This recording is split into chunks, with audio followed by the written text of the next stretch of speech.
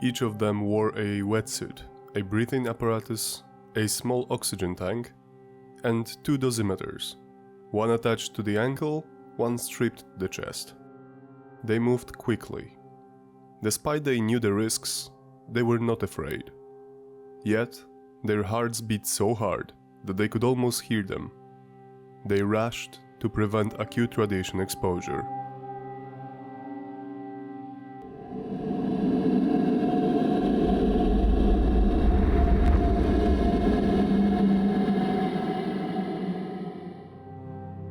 Some of the mythical creatures of Chernobyl history are the divers. Nobody saw them, nobody knew them, yet thanks to some press articles and other sources, a lot of people learned that they existed. Before we start for good, here's a little spoiler. HBO didn't invent the divers legend. Despite we can say a lot about the simplifications and misconceptions shown in Chernobyl TV series, the media giant was certainly not the first one to show the free power plant workers who bravely fought the disaster.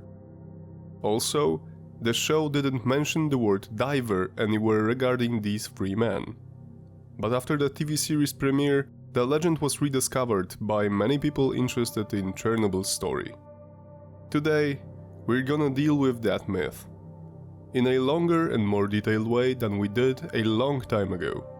Also, we're going to prove to you that there are power plant workers who were extremely close to the destroyed Unit 4 building and are still alive and well.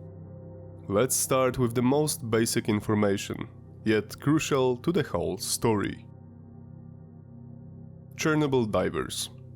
Part 1. The myth is born. April 26, 1986.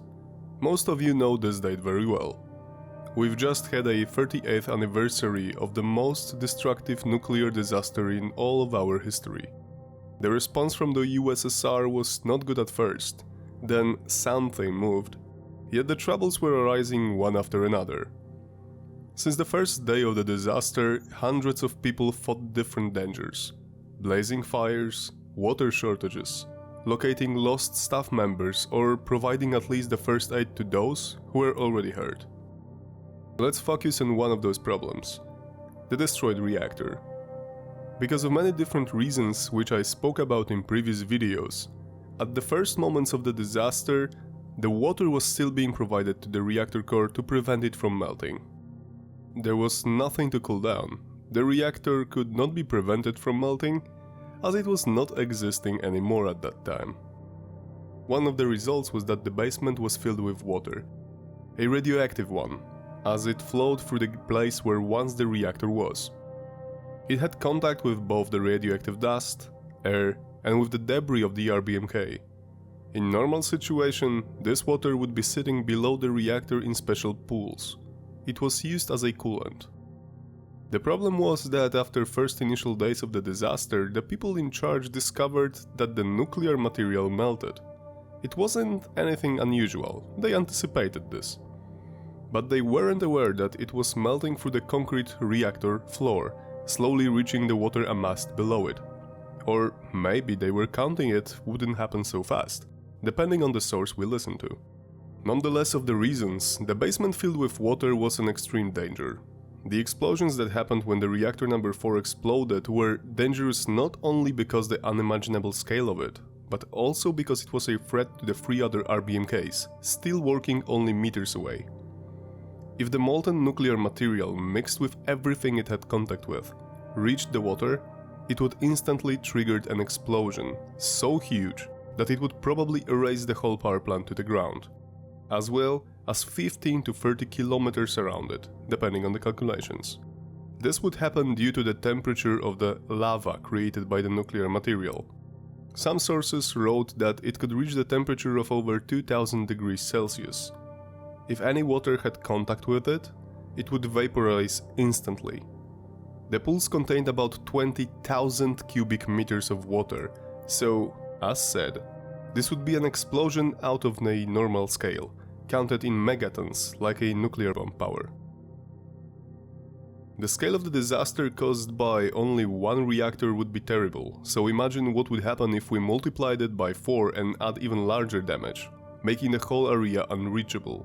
Vasily Nesterenko, a nuclear physicist, concluded that the death toll would reach millions. The blast alone would have had a force of 3 to 5 megatons that would leave not only Ukraine, Belarus or neighboring countries in trouble. That would mean the whole Europe would be probably uninhabitable for thousands of years. Okay, so now you know they all probably used not very polite language when they discovered it. But there was a solution. There were valves in the basement which could be used to drain the water out. But there was no other way than to do it manually. And you had to know precisely which valves to turn. So let's sum it up. Somebody had to get underneath the destroyed RBMK reactor, probably also beneath the pool of lava created by melting nuclear material, find his way around in the flooded corridors covered in shadows, with only his flashlight. The corridors which were a literal maze, even when there was no radioactive water and the electricity powered the lights. Then, this somebody had to find and turn manually precisely the valves that had to be used. This meant only one thing. Nobody, other than the power plant workers, could do it. Any other person would fail to even find his way around the corridors, not to mention the darkness or finding the right valves. Here we are, marking the line. These were all the information that there are no doubt about. As far as we can confirm, thanks to many sources, these are the facts. Also, here starts the myth of the divers, which has many variations and a lot of crossroads which end in different conclusions. 10 days after the disaster happened, May the 6th, 1986, 3 men entered the flooded corridors of the basement of the RBMK Unit 4 building. Alexei Ananenko, Valery Bespalov, and Boris Baranov. Even though they knew how it could end, they still did it. Maybe it wasn't the best thing to say to them right before the start of their mission, but they were even promised that, in the worst case, their families will be taken care of. Their task was simple, but the way to achieve it was more than just complicated. Brooding in radioactive coolant water, locating the 2 release valves and returning safely, if only possible. Each of them wore a wetsuit, a breathing apparatus, a small oxygen tank and 2 dosimeters. One attached to the ankle, one strapped to the chest. Ananenko was the team leader as he knew the corridor maze the best.